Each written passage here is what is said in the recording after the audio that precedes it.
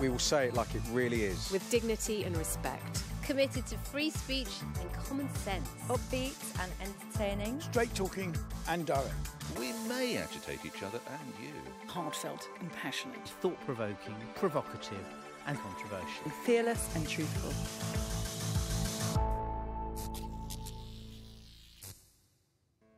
Hello and welcome to The Pledge. So at least one thing was cleared up at the Labour Party conference.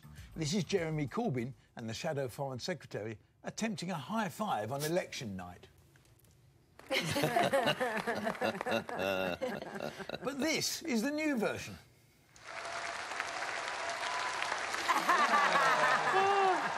Well rehearsed. And just to show the Pledge is truly fearless, Rachel?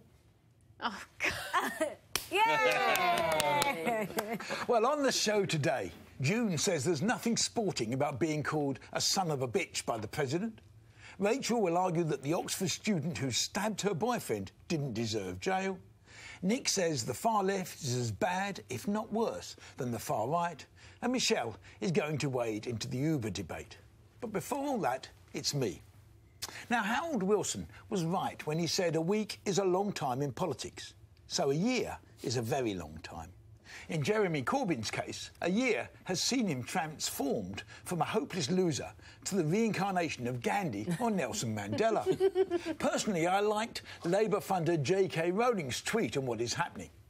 Incompetent clowns in power and the opposition turning into a solipsistic personality cult. I'm so effing depressed. For those like me who didn't know what solipsistic meant anyway, I looked it up, and the definition is the theory that only the self exists. The Labour conference and Jeremy Corbyn now seem to think that victory is inevitable in the next election. I'm not so sure. In the end, people vote against governments as much as they vote for oppositions. So if the current government continues to look like a shambles, Corbyn might win. But if the Tories get their act together, things could be very different. One thing I am certain of, and that's that the ever-growing cult of the personality surrounding Corbyn will put off as many people as it attracts.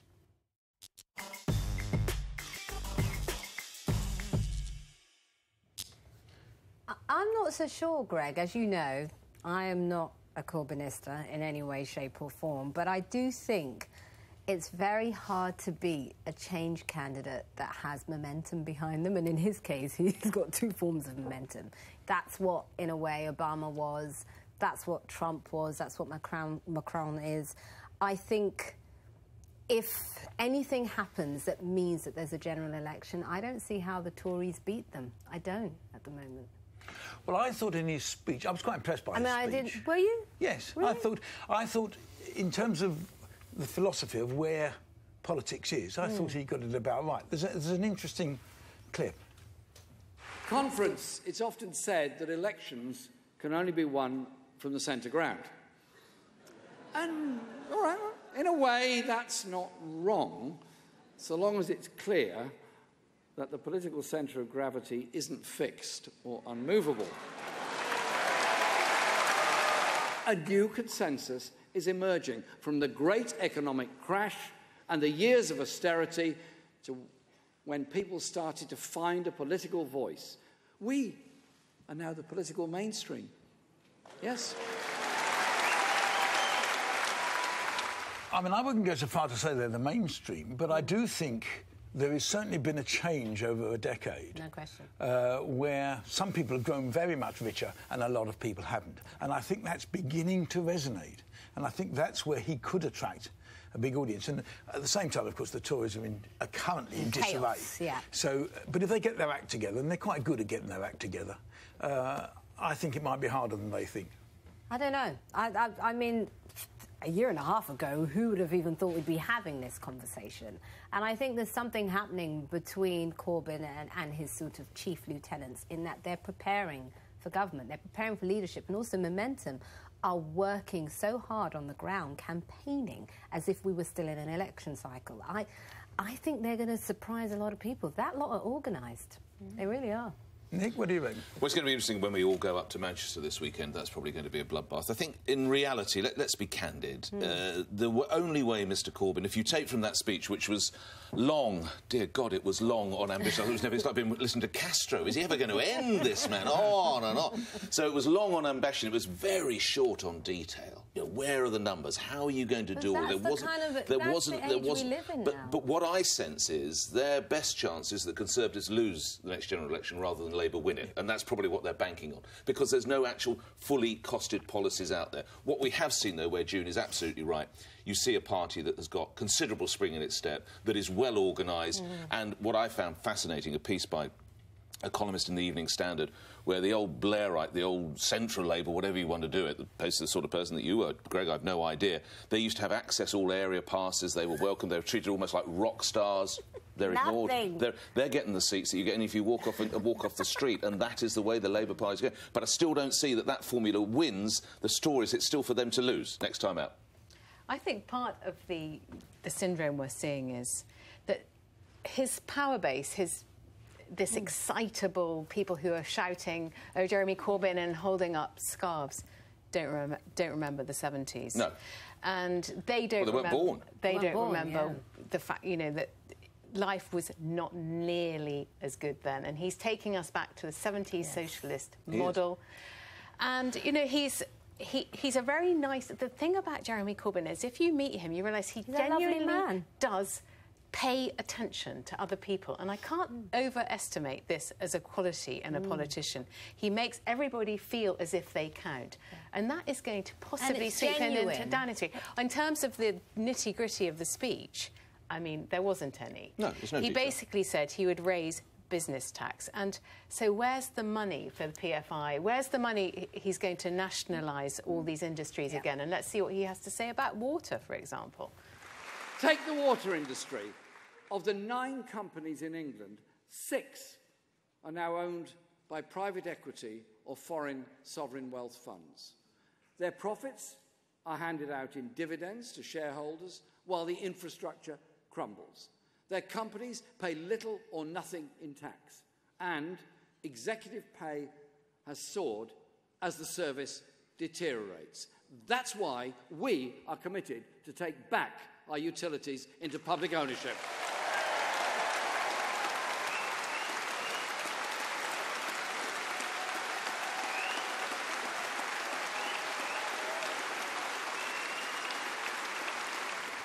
I think, you see, he's got something about public utilities. There's something that he's not saying, I'm going to nationalise all the major companies in this country. He's saying, I'm going to nationalise things that used to belong to us. I know, but it didn't work very well, like British Rail. Do you remember British Rail? Well, I do. Except utilities were a lot cheaper when they were in, in public ownership than they are now. They made people... Selling off the utilities turned us into a shareholder economy, which actually worked quite well for a while because people took profit. He also doesn't know how private equity works. Because because private equity doesn't give dividends. It's all about buying and selling. It's what it's all about. But essentially what his message to conference was, you know, everything will be free and we'll get business to pay, and that is not an economic model that works. Well, so that will resonate to people who are hurting right now. Yeah, but what he's good at is analysis. I thought the analysis is quite good. As you say, there's nothing... How do you do this? No. Where do you do this? Where do you get the money to buy back the utilities? Michelle will tell us. Well, the first thing I'll say about this whole Corbyn thing is how weird I find and cringeworthy I find this whole cult of Corbyn, this whole chanting and cheering and scarf waving and seeing MPs on the stage with him who just a few months ago was literally trying to distance themselves from him, who were resigning positions in shadow cabinets because of him. They're suddenly best mates. They're singing his song, he's tapping his toes and clapping along. That's the first thing. I actually genuinely find it bizarre and uncomfortable because to me it seems like some kind of cult-like thing going on. That's the first thing. The second thing I will say, to be fair to Jeremy Corbyn, is I think there are a huge number of people that are really resonating and connecting with what he's saying. They regard him as authentic. They believe and agree in the things that he's saying. And don't think that I'm going to lally here, but I can almost see some parallels between his style and Donald Trump's style. I agree. Obviously not obviously not politics-wise, I don't mean that policy-wise, but if you look at these people, Corbyn is engaging people that previously maybe haven't voted before, a lot of the younger people. He's galvanising them to come out and take action, i.e. vote, campaign, all the rest of it. He's speaking in a language that people can understand. They connect to him. Is there any substance behind some of the ideas that he's got? I mean, in one of the papers this morning, it was costed us £312 billion, was one of the papers' estimate of what some of these costs, like taking back control and of some of the utilities, etc., is going to cost. So one of the challenges is he's galvanising people and getting the support, which is brilliant. But then how does that translate and how well is that going to translate if Jeremy Corbyn gets into power? And the final point I would say is I went to an event with the Tories the other day where they were talking about how can we make ourselves more, you know, connecting to the youth and other people, etc. And I walked away from that event just thinking, good grief, you stand no chance. I literally looked at them and thought, how is this collection of people, this set of policies, going to resonate with people that are much younger, I don't know, yeah, poorer, more disenfranchised? And I genuinely couldn't see how they're going to make that leap and join those dots. No, but Rachel, you were talking about they weren't there in the 70s when what it was like. It doesn't matter. I know they it don't doesn't remember. matter. Look, it's interesting you still that win. It's interesting though that today Theresa May's chosen to make a speech. In a way, you could read it as a counterpoint to what Jeremy Corbyn was saying yesterday, setting out how, you know, we live in Great Britain. This is a market capitalist economy. Well, it's the anniversary. It's 20 years since, of course, that's why she chose that. Yeah. But yes, I know, but interesting juxtaposition. But selling modern-day capitalism is a hard sell. Very hard sell. Because a lot of people have done really badly. Yeah. In and that a lot 20 of years. fat cats have done very well. Keep talking, right, that, you know, not everybody is 25 with a laptop and just going off to university. There are some of us around who remember the 70s.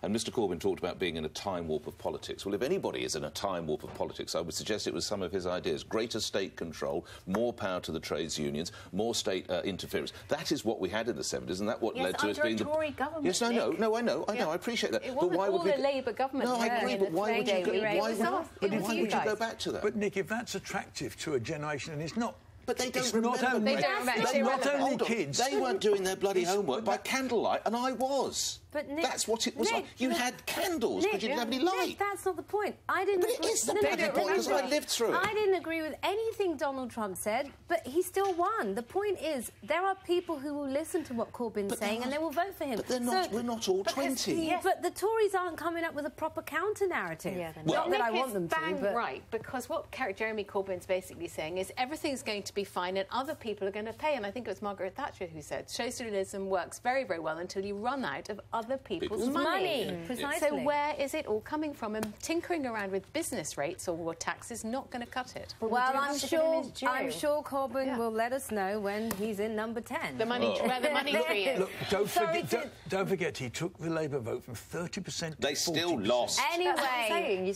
guys, it's my debate now. We can talk about Corbyn again next week. In recent years, sports has gotten its fair share of bad press, with ample reports of coaches and athletes behaving badly, whether it be stories of doping, drink driving, bullying or sexual misconduct. All of this feels a world away from the days of sporting icons like Muhammad Ali, who stood up to his country over the Vietnam War, or the iconic raised fist protest by Tommy Smith and John Carlos at the 1968 Olympics, which drew global attention to racial discrimination in the United States. However, with the emergence of Donald Trump, American athletes, namely NFL players, have rediscovered this purpose. Oh, say, can you see by the dawn's early light what so Seeing those American footballers linking their muscular arms and bending a knee has made me remember what a powerful force for change sports can be.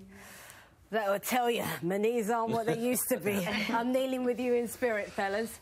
Trump, of course, is unmoved by the plight of these protesters, calling them sons of bitches that should be fired. Wow, an opposite response to the tiki torch-carrying far-right protesters of Charlottesville, who he characterised as fine people. Well, as sad as it is that America has fallen so short in its choice of president, the flip side is that many ordinary Americans are standing that bit taller. The very Americans Trump has tried to marginalise are now coming together, united, to take their country back.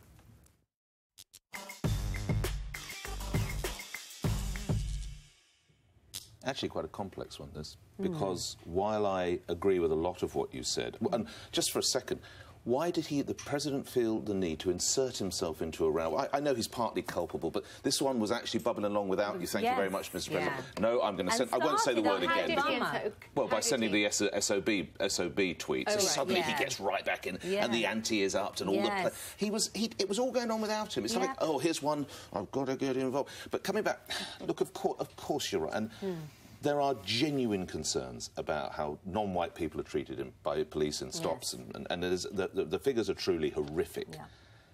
And the criminal justice system in general. And yes, indeed. Yeah. And the fact that you're more likely to die in jail, the fact you're more likely to not have employment, the more likely you're like in a poor part of town, all of the above. However, there is the other part of this, June, that there are many, many Americans who have gone into combat all over the world, and as recently as Afghanistan and Iraq, and before that Vietnam and World War II and World War I, and they have gone in, and I know you know the States, and they have gone in cherishing the flag. And to diss the flag in the US, as you probably know, is a far bigger deal than it would be to show disrespect to the Union flag here. So I'm in this really tricky position here because I understand what those players and others, we've got Stevie Wonder, we've got loads of other folk doing, I understand what they're all doing and it has merit. But you have to keep respect of the thousands and thousands of people who have died and their widows or their children or their grandchildren who see honouring the flags actually honouring their dads and their granddads. And that's why I can't fully support what they're doing. But why is standing up? Why is this kneeling down, dishonouring the flag? Well, because one stands for a national anthem. It's just an accepted convention. But it's perfectly clear. You curtsy to the Queen or whatever. OK, we're going to see the American footballers curtsy, aren't we? No, but you know what I mean, Nick? No, I don't. This is a confected row, and I think that... I'm not sure you're on very, very firm ground by comparing this with the way, you know, a vet or someone who's been killed in combat comes back and the coffin is shrouded in the US flag. Because I think this is a separate thing. I think the flag is being used here as a proxy for the American ideal of equality and everyone's equal and one nation under God. And they think the way that Trump is changing that by standing up for far-right people toting those torches and those guns. And this is a harmless protest. It's actually uniting the nation in something profoundly positive. You don't think it's harmless if you've lost your husband in it's not about the treatment of vets and how America venerates and respects those who died in the name of the flag. But it is for them. This is a... Trump made it about that. No, you sit here in London saying that. Or Mr Huckabee did. They decided this was a good... No, they decided that was a good way of attacking these people who are taking the knee. Should we look at what Donald Trump actually said as well? Wouldn't you love to see one of these NFL owners, when somebody disrespects our flag, to say, get that son of a off the field right now, out, he's fired. He's fired! This is so bad. See, I wouldn't mind him saying that to me in a boardroom on a reality TV show, yelling at me that you're fired. That's, you experienced it. You did. I didn't. I wasn't fired. I was hired. I dodged that finger. But doing this... doing that in this context, I just think it's so bizarre. It's so bizarre. I mean, let's see what LeBron James had to say about the president. He doesn't understand the power that he has for being the leader of this beautiful country. He doesn't understand how many kids, no matter the race, look up to the president of the United States for guidance, for leadership, for words of encouragement. He doesn't understand that. And that's what makes me more sick than anything. And I think just before you respond, Nick, I think the thing here is this protest actually started under Obama when Colin Kaepernick, who is the original American footballer that kneeled when the national anthem was played, what he was doing was protesting against police brutality. And Obama responded to that in the way you expect a president to respond. I've got that response.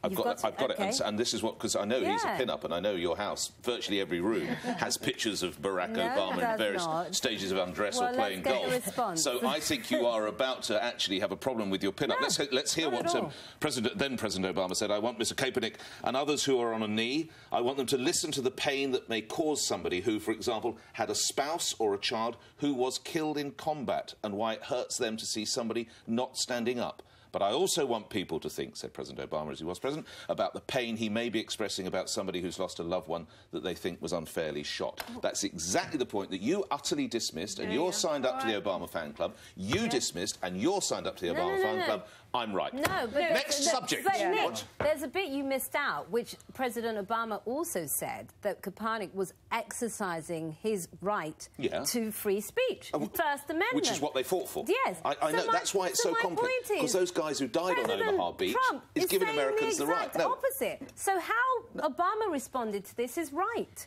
The way President Trump... agree. No. So but those Americans who died thing. in Normandy and everywhere else were actually winning the freedom for Americans to take the knee. These are two separate issues. What is interesting, you can't imagine that happening in an English football match, can you? No. You can't see... I don't think that our players are so politicised. There's an Irish football player who refuses to sing the national anthem, and I can't remember his name, but there is okay, but you're right, it's virtually unheard of. It's virtually unheard of. But I mean, this issue is so... It's so important in America. It is. Yes, it's so important. And they've got the best bit I read about it was a sports guy in the Telegraph called Paul Hayward, who said historians may yet trace the end of the Trump presidency to the time he set out to stigmatise athletes whose prime objective was to stop others from their communities being shot through the window of their cars by police officers. See, I think that's what it's about. And I think while Trump's people will love it, the people who voted... The majority of Americans, I think, will say, hang on, maybe there's a point here. Maybe there's a point here. And I think bit by bit, Trump undermines himself. Why is he picking an argument that he just can't win here? And why he's not... He wasn't indirectly involved. To rev up his base. That's what this is for. And also it's not. It's what it's go back to when we first discussed Trump, before he ever got elected.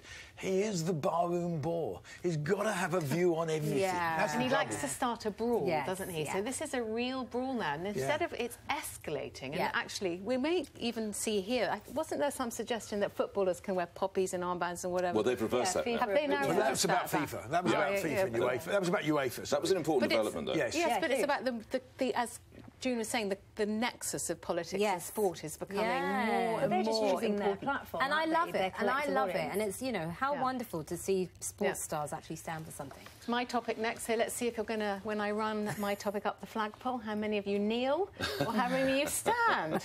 It was inevitable.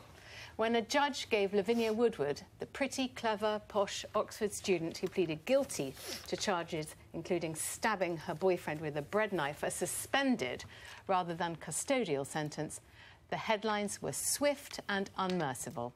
Too clever for jail. Toff justice. The judge stood accused of letting her off because she was a brilliant medical student with a bright future, even because she was blonde. If this was a tattooed Essex girl from a council estate, people cried, she would be banged up for months. What nonsense. How can the mob presume to know better than the judge who heard the case and made his decision based on the unique circumstances of the individual defendant and the victim? Lavinia Woodward's career and name have already been tarnished enough. She's been suspended from university and has a criminal record. She may be entitled, attractive and gifted, which is annoying, I accept, but even the likes of Lavinia Woodward are entitled to justice. In her case, I am more than satisfied that the punishment fits the crime.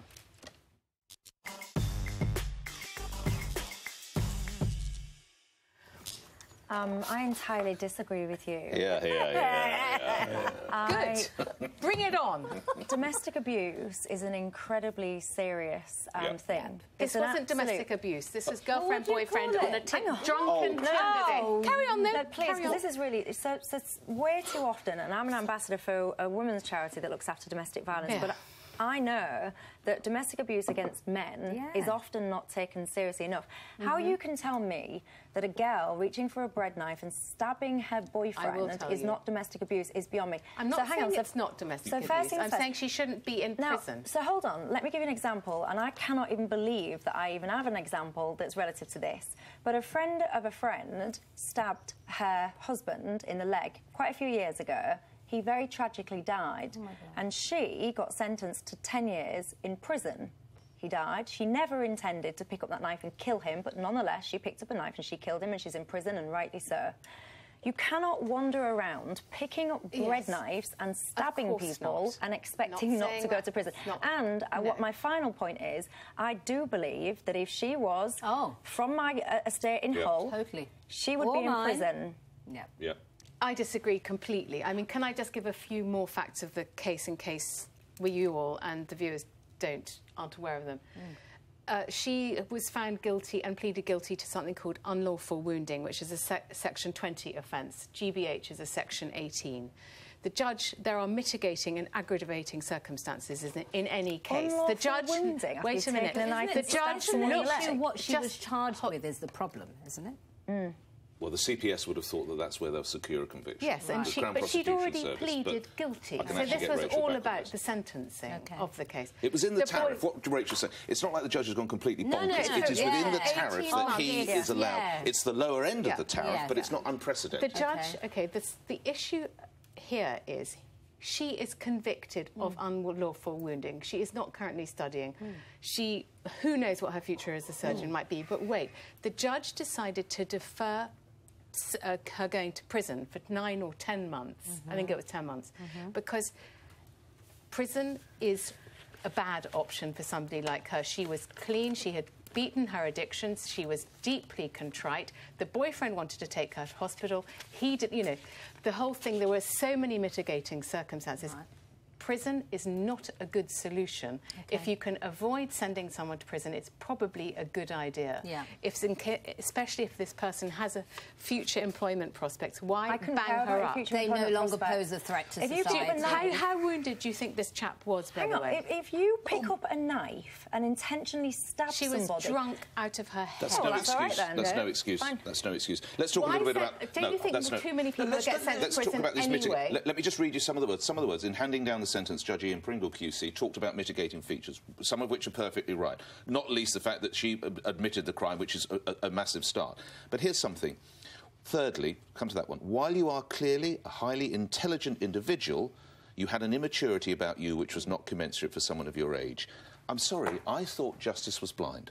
I thought it doesn't make a blind bit of difference whether you're educated at Oxbridge or whether you left school at 14 with no qualifications. This is a case of domestic abuse. This is a woman who had been taking illegal substances and then decided to stab her boyfriend, throw a jam jar at him and throw his computer at him, and then also cut his fingers as well. It is fortunate that the knife didn't go elsewhere. I put it to you, hardly surprising, is it, Rachel Johnson, that you're supporting someone who's an intelligent, attractive and gifted blonde who was educated at Oxford. I wonder who we're thinking of. Who we're thinking of there. If that had been a girl, and as the Sun newspaper found out, a similar case involving a young woman who's a supermarket worker from Gateshead, similar, obviously not absolutely identical, 18 months in jail. But Nick, maybe the argument is the other way around, that actually they shouldn't have sent her to jail. The truth is, in this country, we're spending vastly too many people to jail.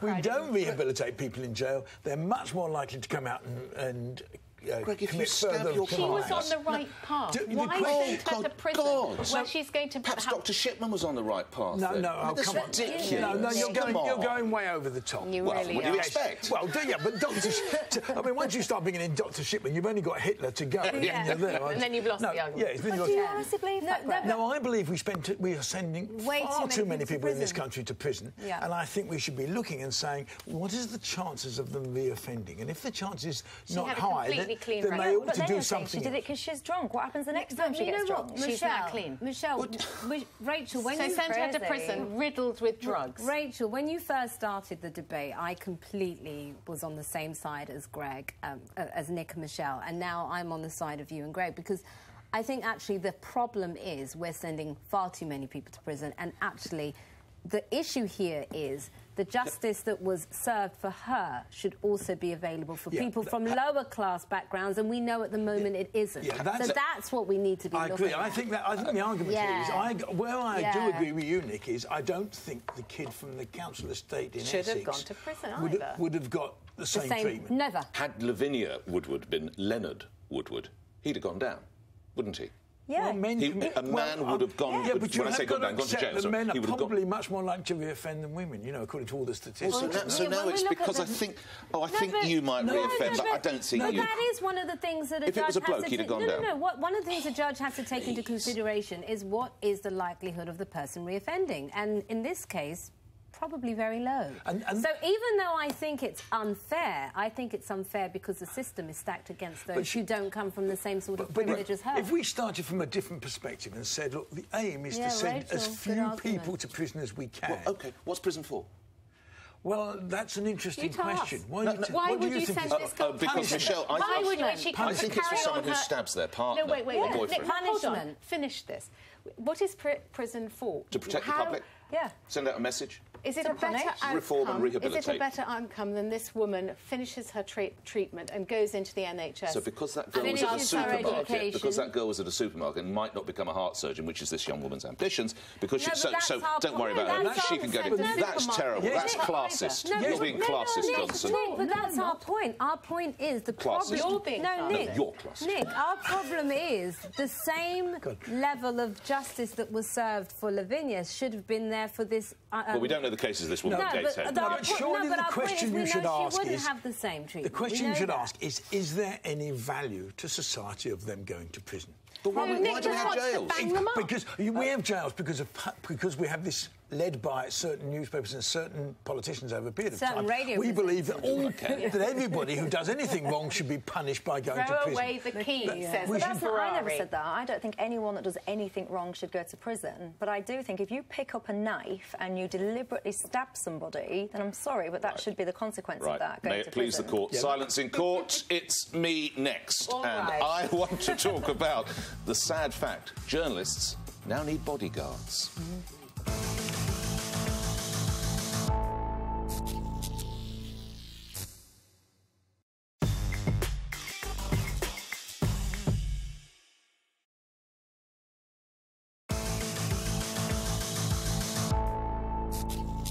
So much for a kinder style of politics and that caring society, then. Think back just 2 years to those placatory assurances and lofty ambitions served up by Jeremy Corbyn in his debut speech as Labour leader at his party's conference. 2 conferences later, Labour seems to be working hard to become the new nasty party. A TV political editor has had to be accompanied at the conference by a bodyguard. And discussions about anti-Semitism seem to have been a constant thread during the Brighton Beano. Add to that the hateful and inaccurate comments about the royal family made by Labour MP Emma Dent-Coad. If this is kinder politics, well, give me the old style any day.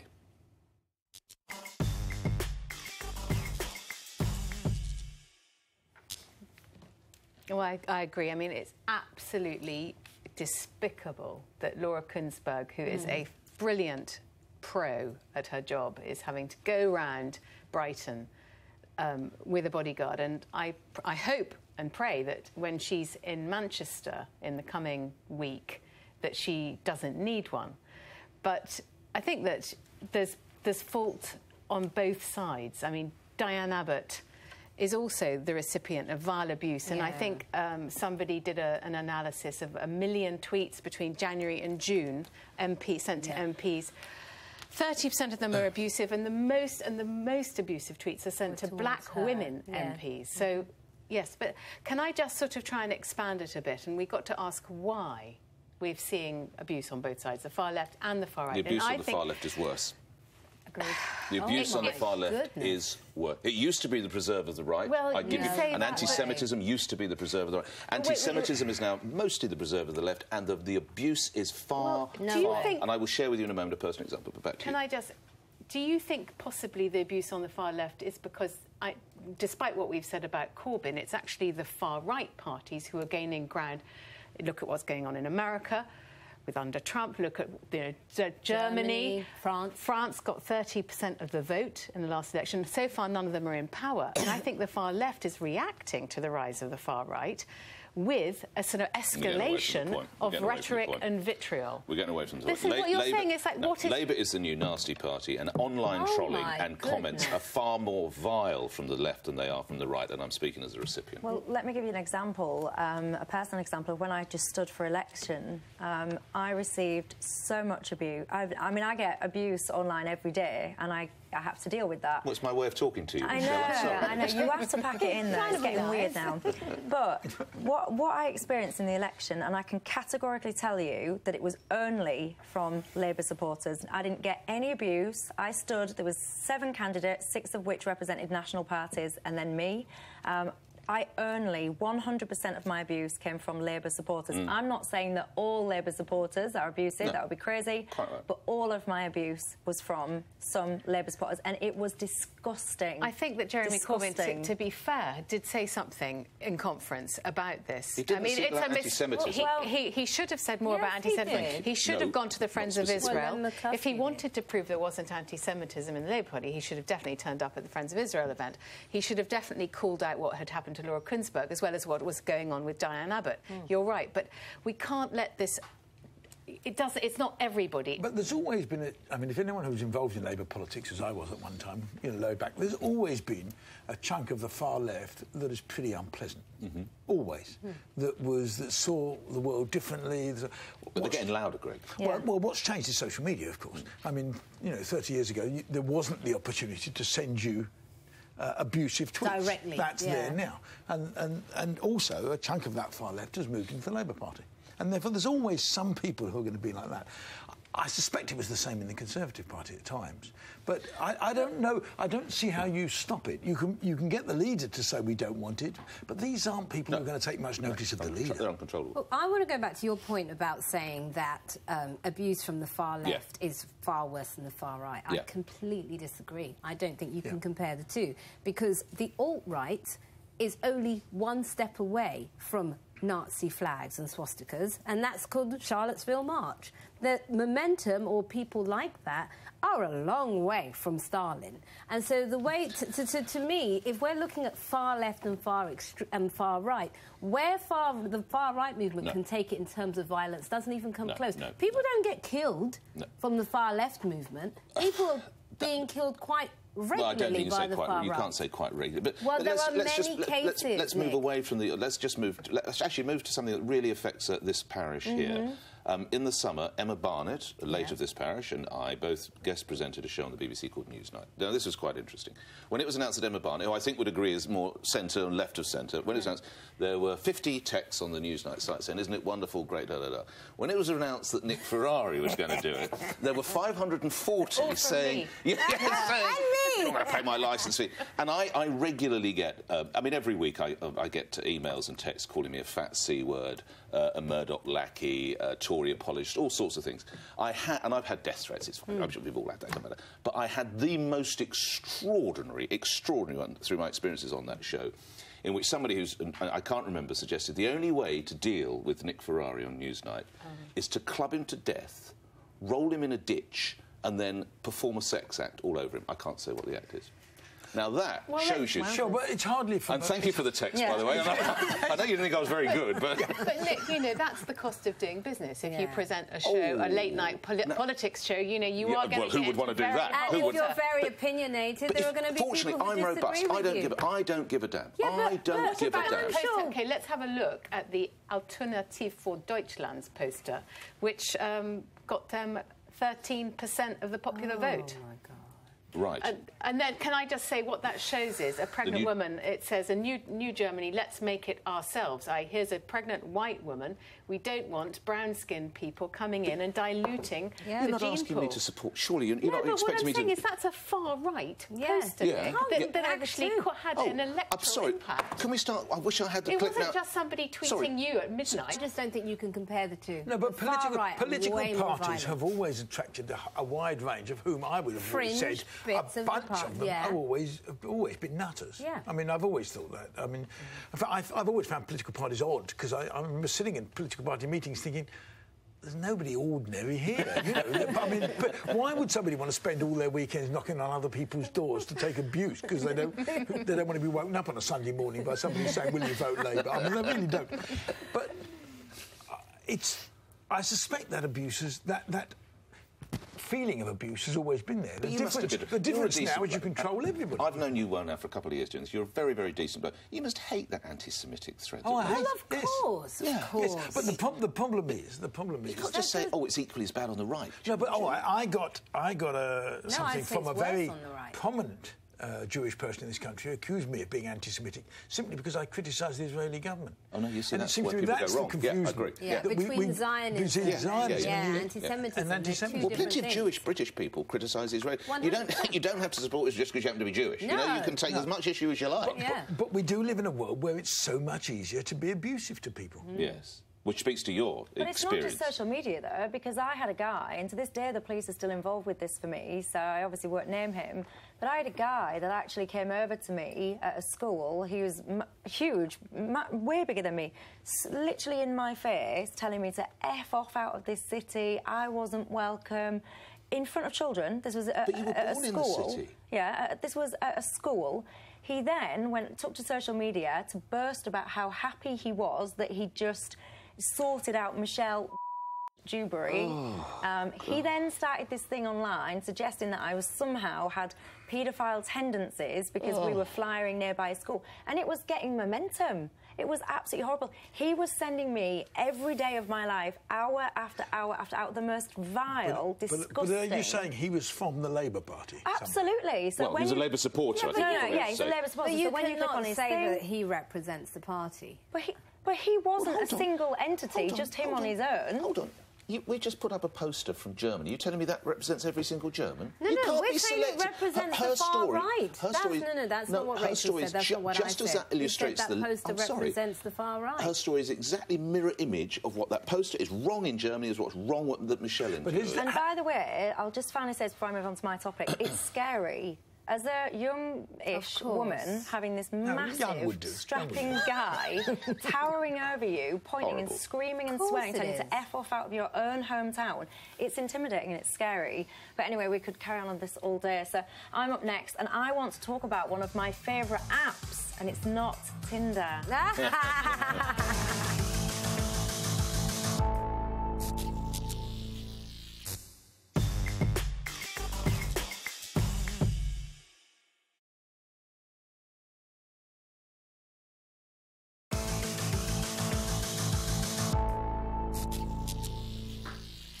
Never mind Brexit. The latest division in our midst is Uber. I was shocked when I heard Transport for London had ruled against renewing their licence. Not least because closing down Uber would see 40,000 people lose their jobs, and many of them are tied into finance contracts for their cars. TfL claim they made the decision on the grounds of public safety and security implications, but they are one of the bodies responsible for private hire licences. And TfL even conducted 10 compliance inspections at Uber over the past 4 years, all of which were passed. Cancelling Uber is not the way forward. Instead, this should be a wake-up call for all parties. Regulators like TfL must accept changes happening. Yes, of course Uber needs to follow the rules and make sure it's protecting customers and workers. But if we're saying London is open for business, Sadiq, it's time to prove it.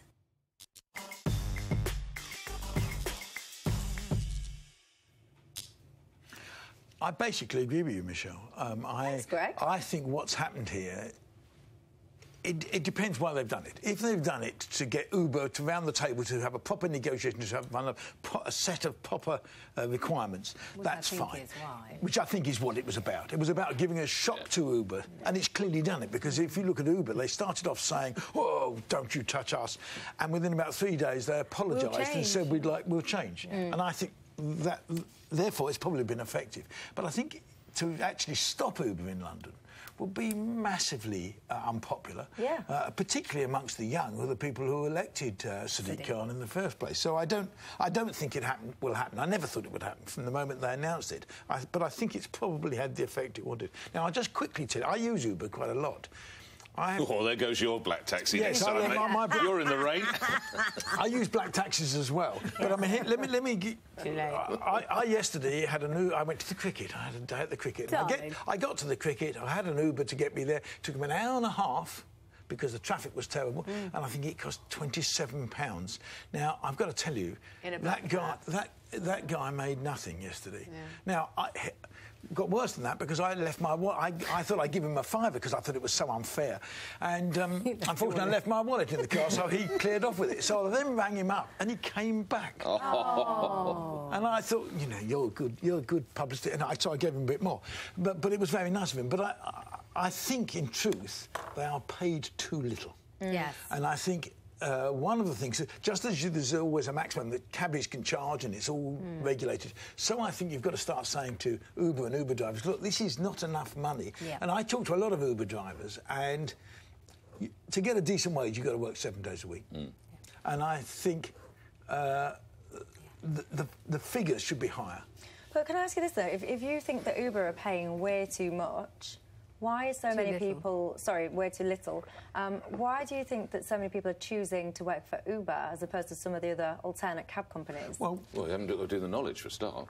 No, it's 2 years worth. I have some sympathy with black cabbies who've done 2 years of doing the knowledge, learning everything. But technology has passed that by to an extent. I mean, I know a lot of people who'd still rather have black cabs because they know exactly where they're going and the rest of it. But I think my experience of Uber drivers is that they're doing it for a range of different reasons. Yeah. They don't all do it full time. It's often, a lot of them are students or who are doing education later in life, and it's supplementary income. But I think there's no way it's going to disappear. It just won't happen. If Uber's not there... disappeared in actually lots of other jurisdictions, Greg. Yes, you say it can't happen, but it has happened elsewhere. Uber has been deleted. Sure, but if it's not Uber, it'll be Uber Mark II. And it'll be something else that will do the same thing. This isn't a London thing, by the way. This is Uber's in 20 cities, I think it is, in the UK. Countries. 600 different locations. When I was on a small island, as I often am, off the east coast of the United States last summer, Uber was there. It's everywhere. I think the problem I have with what happened last week was Sadiq Khan said something rather different from TfL. Sadiq Khan turned it all about customer safety. Whereas TfL talked about greyball, about accountability, about tax and all the rest of it. Sadiq turned it into safety, and that was a real mistake because... Let's see, should we just see then come back? Let's see what London Mayor Sadiq Khan actually said. You've got to play by the rules. Doesn't matter how big you are, how many customers you have, how many PR people you employ or lawyers you employ. The rules are the rules. And the tone has changed a little bit because then, I mean, you have to remember there's 790,000 people have signed a petition to keep Uber. Rising. In a poll done between the Times and Sky News, it's 42 places. It's virtually 50-50 as whether Uber should stay. The Mayor will realise a lot of young voters which helped deliver in his personal mandate are Uber users. Exactly. And just one last thing, I'm delighted to hear about your trip to the cricket, Greg, but did you have to go drinking with Ben Stokes afterwards? That's where it all got a bit ugly there, wasn't it, that way? Can I just finish my point about security, which is, took a black cab, and he was saying, we call them migrant minicabs. He was talking about Uber, and he said, 30% of the assaults are Uber drivers, and he went on, and I accepted all that, and he had all the statistics down pat.